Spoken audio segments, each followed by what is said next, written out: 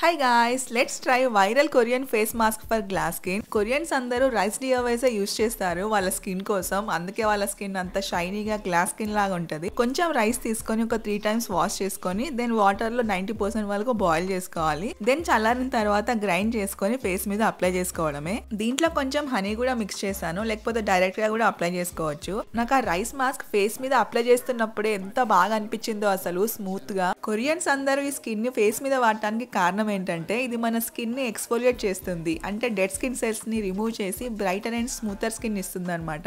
And rice లో anti oxidants ఉంటాయి, అవి మన స్కిన్ టోన్ ని ఈవెన్ గా చేస్తుంది. అండ్ అట్లనే పిగ్మెంటేషన్, పోర్స్, సన్ బర్న్ ఇట్లా ఏమున్నా కూడా వాటిని రెడ్యూస్ చేయడానికి చాలా హెల్ప్ చేస్తుంది. ఫేస్ మీద అప్లై చేసుకున్నాక ఒక 30 మినిట్స్ ఉంచేసి కడిగేయడమే.